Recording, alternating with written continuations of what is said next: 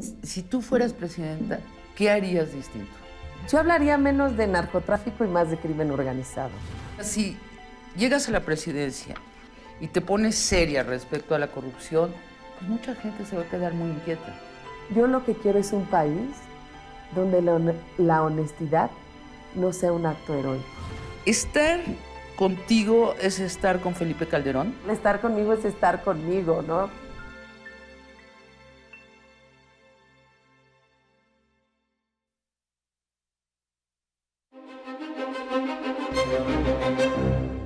Continuamos con la plática con Margarita Zavala en estas oficinas en el norte de la Ciudad de México. Margarita, Andrés Manuel López Obrador es sin duda un populista, pero el término populista está dejando de ser un insulto en vista de los resultados del liberalismo económico. Ausencia de servicios sociales, hemos perdido muchísimos servicios sociales en México, desempleo, pobreza, concentración de la riqueza en muy pocos. Te pido respuestas rápidas a cada uno de estos temas. ¿Qué hacer con la ausencia de servicios sociales? Así debe de ser. Los servicios sociales deben estar a cargo de privados. No por fuerza. Y yo creo que justamente si son servicios sociales, el Estado tiene que ver que no todo por fuerza tiene que estar desde el sector público, tendría que estar o del sector privado. Y la eficacia no solo depende del sector privado, es que se busque en un lado y que se busque en el otro, pero también la eficiencia y la eficacia nos puede ayudar a que lleguen mejores servicios. Yo en eso creo en una economía subsidiaria, es decir, que haga todo lo que quiera hacer la iniciativa privada, pero también lo que deba hacer. Hay cosas que puede no deber hacerlo. ¿Cómo qué? Y entonces, son de las cosas que reviso. Yo revisaría muchos temas de agua en algunos casos. O temas de basura. El tema de basura puede ser privado, pero hay que revisar si en tales lugares no es privado. ¿Por qué? Porque puede no generar. Antes de venir a verte, una mujer que trabaja en mi casa me decía, oye, pregúntale lo que está pasando en las escuelas, porque me dicen que van a empezar a cobrarnos los libros de texto. Esa es una barbaridad, por ejemplo. O sea, la educación, el Estado tiene que ofrecer educación pública, eso no puede excluir que alguien quiera poner una educación privada, una escuela privada. Es un tema de derechos ahí, pero también el Estado tiene que garantizar un derecho elemental, que es el derecho a educación, con una escuela pública de calidad, que además rompe con un tema de si es negocio, ¿no? Ahora sí que es una inversión para el país. Claro. Entonces, no todos los servicios. La cultura. Claro. La cultura debe de estar apoyada por el Estado, regida por el Estado, o no, debe ser un negocio. A ver cómo les va al cine mexicano, a ver cómo le va a la danza mexicana. En algunos casos saldría muy bien, pero en otros solo con el Estado conservas la identidad nacional. Entonces, yo, por ejemplo, puedo decir, las artesanías me parece que requieren de un apoyo enorme del Estado. Y yo creo que la cultura también. Pero ¿cuál es su intervención? El Estado no tiene por qué ser controlador. Claro. Tiene que ser facilitador de algo que tiene que ver con la libertad de las personas, que es la cultura. Ahora, el caso de la artesanía es un muy buen ejemplo, es muy próvido ejemplo sobre lo cultural. Si se le diera las condiciones a la artesanía mexicana, se volvería en una industria manual de exportación internacional. Y extraordinaria. Pero tiene que intervenir el Estado y crear las condiciones, si no, no va a suceder. Y tiene que considerarlo, es decir, es facilitador para que de eso se crea. Y a mí me parece que si en algo hemos avanzado en tema de culturas, tú lo ves hasta en tema de presupuesto y en muchas cosas, pero sí tiene que haber un momento en que el Estado mexicano y todos los mexicanos sepamos que de la cultura también podemos sacar un enorme crecimiento económico. Claro. Sin duda. Claro. Y para eso hay artículos también extraordinarios, y Amartya Sen justamente desarrolló un capítulo económico de la cultura. Y un país como el nuestro, con 62 lenguas indígenas, con una enorme cantidad de diversidad cultural, con paisajes, es decir, todo lo que muestra nuestra cultura que se ha transmitido por generaciones, ¿de eso podemos vivir? Claro que podemos vivir. La pobreza. Si tú fueras presidenta, ¿qué harías distinto? Un presupuesto base cero te puede ayudar a distinguir qué programas sirven y qué no sirven. ¿Y no se hace No análisis se hace. Yo científico? he sido diputada federal, sé muy bien, me tocó además la subcoordinación política social, toda mi vida he atendido justamente esos temas. ¿Y qué es lo que pasa? Que nada más se revisa el presupuesto para darle tantito más para el siguiente año, o mucho más, dependiendo de la habilidad o dependiendo del tema. Pero central. no se analiza el efecto. No se analiza el efecto ni el impacto. Y eso es un grave problema que tenemos como país. Revisaría también una manera de coordinarnos con los estados mucho más fuerte. Una ley de contabilidad que revise bien esos ramos 28, esos ramos 33, todos esos 40 ramos, sobre todo los que tienen que ver con las partes sociales, porque lo que pasa cuando no utilizamos un recurso debidamente, cuando es ineficaz, cuando hay corrupción, es que lo que estamos generando es un mal público, con unas consecuencias enormes. Y luego creen que que en política, ay, bueno, es corrupto, ¿no? Sí es bien importante si es o no, porque tiene que ver con la vida de millones de familias. No, si les llega o no. me río porque lo he oído tantas veces y es tan absurdo. Es corrupto, es como decir, no, bueno, de un coche último modelo, nada más, bueno, ¿cómo se llaman? Los ductos de gasolina tienen agujeros. ¿Pero eso qué? Que una trivialización. Claro. Es que tenemos que ver en cada acto de corrupción, o lo pongo al revés, en cada decisión política un bien público. Si es buena la decisión. Y en cada acto de corrupción un daño un mal público, a todos nosotros. A todos. Ahora, las mayores víctimas de la corrupción sí son los más pobres, porque tienen menos modo de compensar muchas cosas. Por eso tanta molestia de ver pasar millones de televisiones de regalo y que no haya medicinas en la clínica. Claro. Porque alguien que tiene bajos recursos económicos no puede suplantar esa corrupción. Bueno, de la falta de que medicina. resulta que el Seguro Social, un funcionario del Seguro Social está comprando vacunas al triple del precio. Jugar con las medicinas para los mexicanos es que eso es gravísimo. Lo que hay que aprender. También es un asunto de profundidad. Es criminal, ¿no? Es una crueldad enorme. Y amenazar con te doy recursos o no recursos, o esto lo detengo sí, solo sí me haces caso. Todo eso que tiene que ver con recursos públicos, tenemos que ser claros en que atrás de ese recurso público hay la realidad de millones de familias. Ahora, Margarita, si llegas a la presidencia y te pones seria respecto a la corrupción, pues mucha gente se va a quedar muy inquieta.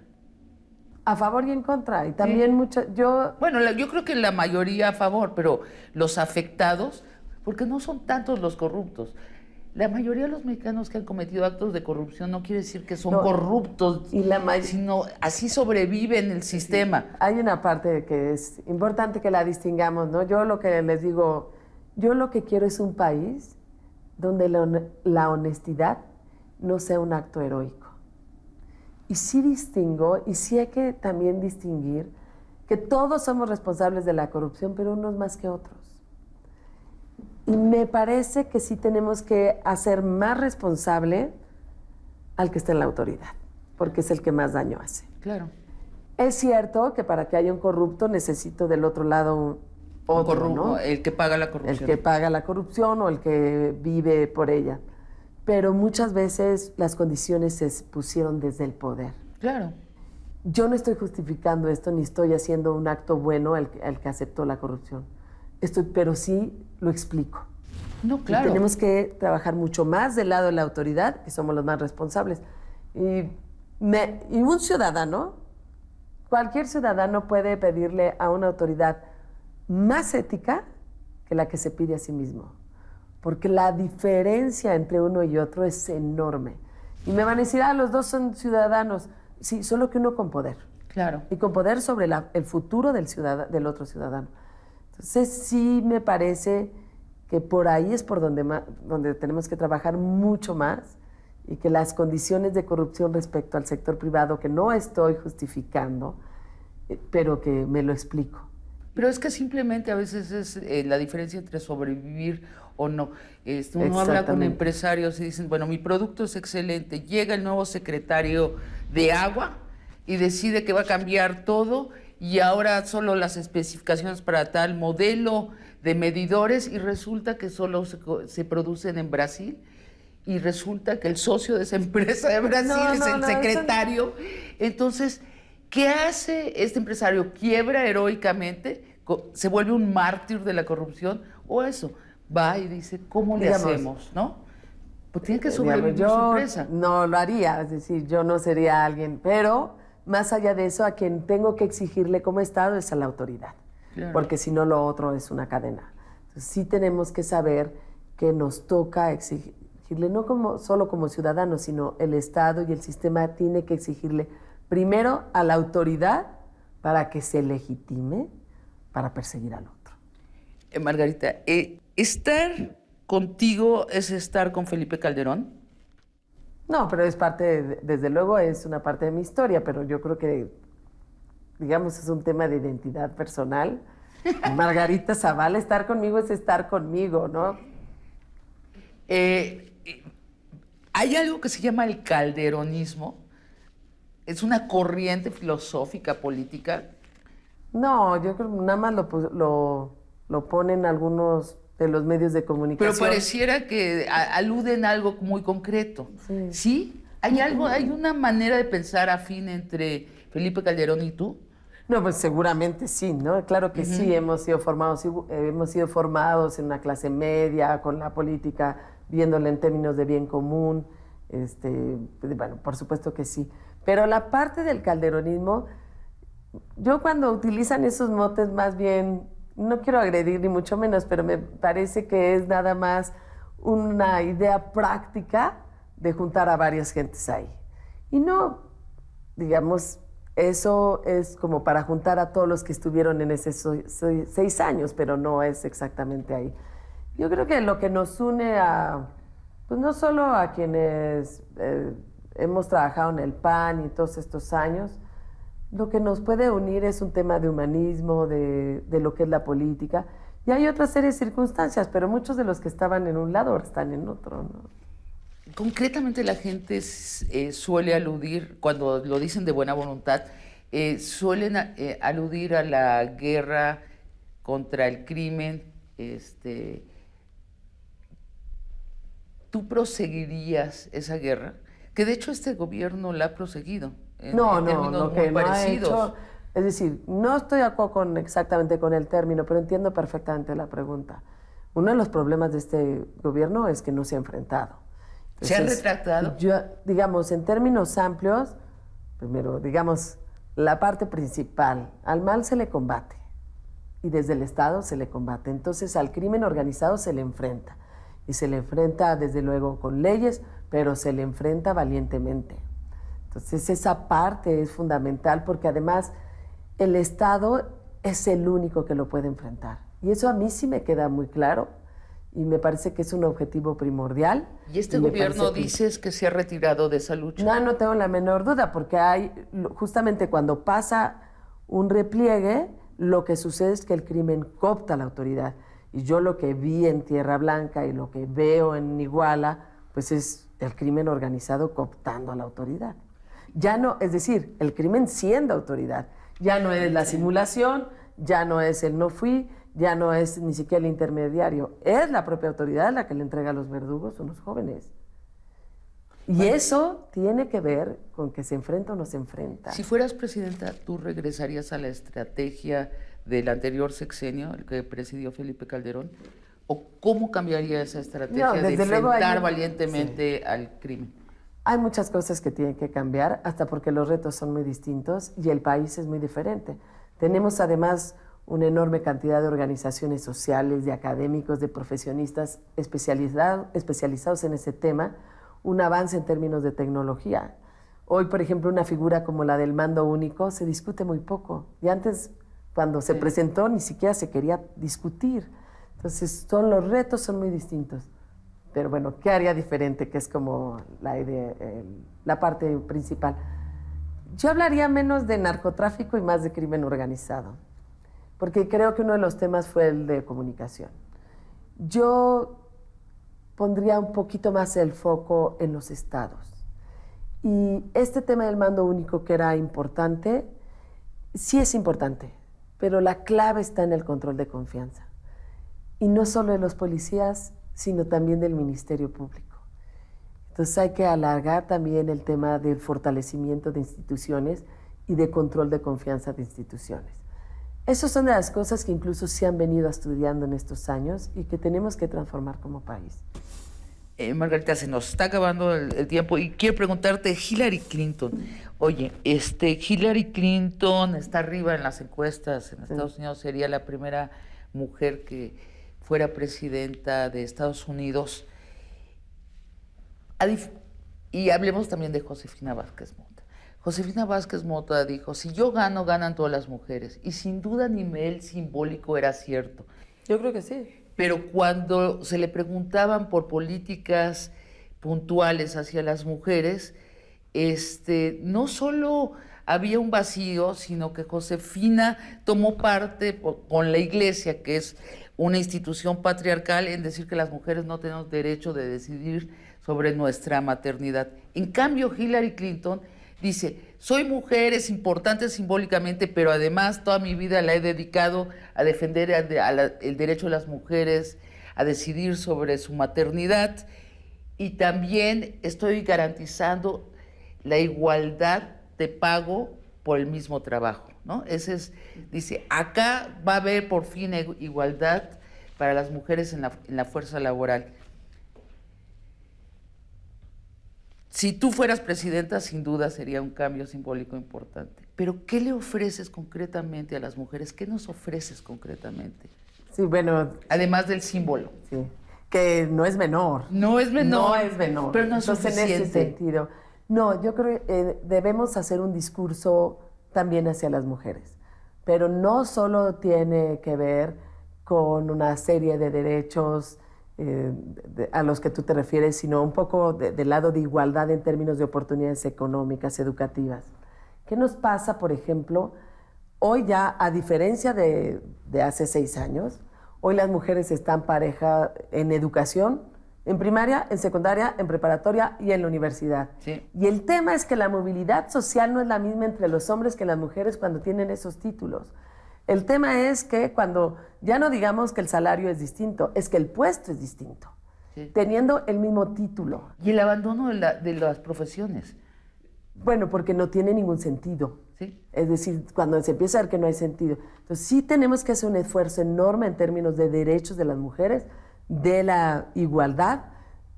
Tenemos que trabajar también mucho el tema de crecimiento económico.